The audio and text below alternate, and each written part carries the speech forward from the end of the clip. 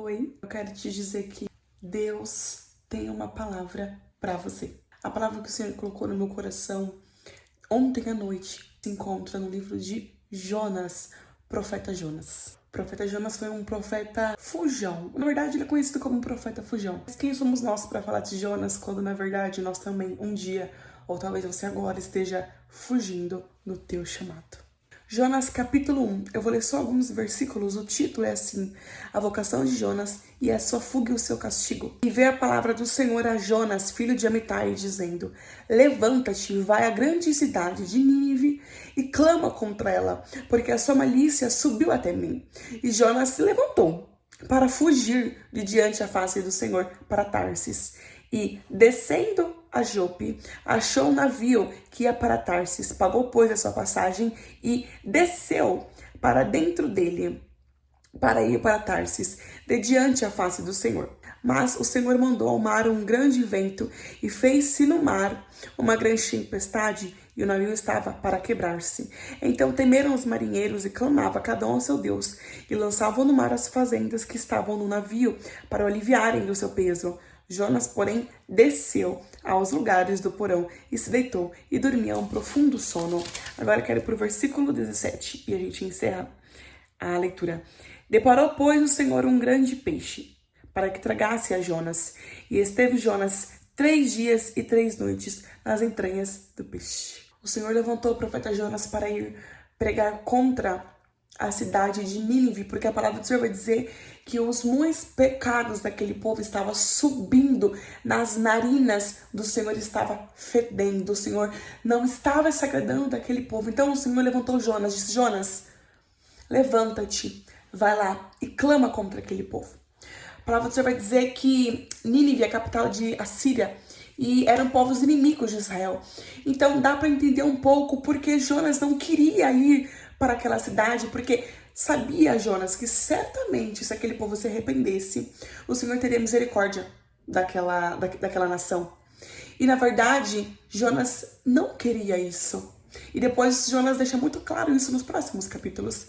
Mas voltando para a fuga de Jonas, é engraçado e é curioso que o Senhor dá uma ordem: Jonas, levanta-te e vai. Jonas, ele até se levanta, mas se levanta para tomar outra posição.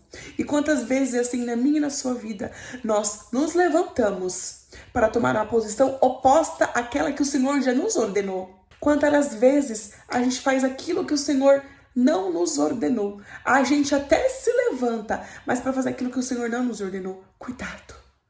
Que venhamos ter cuidado e fazer as coisas do Senhor com mais zelo e responsabilidade. Aqui Jonas estava fugindo do chamado do Senhor.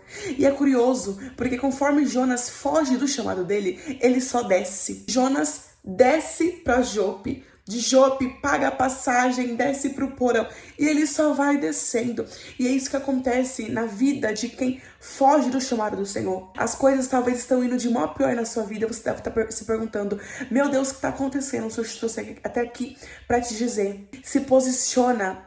E agora é hora de atender o meu chamado. Enquanto você não fizer a minha vontade, as coisas vão de mal a pior. E não é o inimigo fazendo as coisas. Não tem dedo do inimigo. É eu, o Senhor, te colocando no estreito. É eu, o Senhor, enviando um peixe para te tragar. É curioso, porque o Senhor, ele fala com Jonas.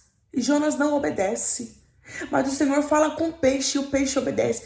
O Senhor disse: peixe, vai lá. Engole Jonas. De prontidão, o peixe vai lá e engoliu Jonas. Porque é assim que acontece na minha e na sua vida, quando nós não atendemos o chamado do Senhor. Eu tô aqui para te dizer que você é escolhido. E o escolhido não tem escolha. É tempo de se levantar e atender o chamado que o Senhor colocou nas suas mãos. É tempo de se levantar e atender o chamado que o Senhor tem para a sua vida.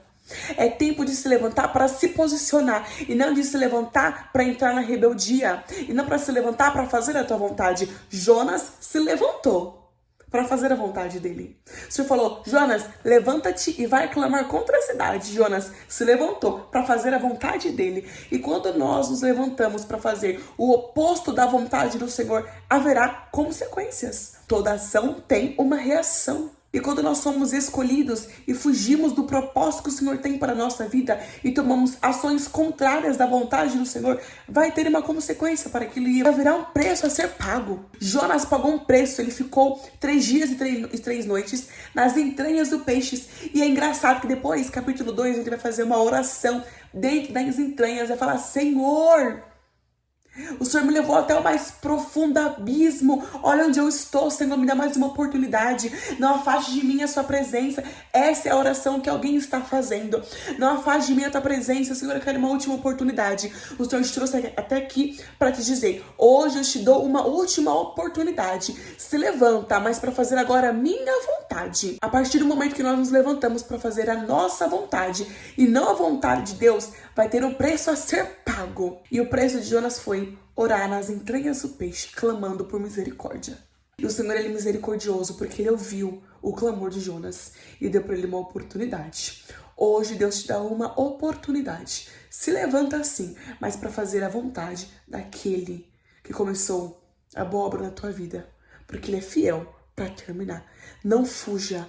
É tempo de atender o seu chamado. Jesus está voltando e ele quer te usar para levar a palavra dele para outras vidas. E ele quer te santificar, te purificar e te preparar para aquele grande dia, porque ele está à porta. É tempo de atender o seu chamado. Amém? Fique com essa palavra em nome de Jesus. Até a próxima.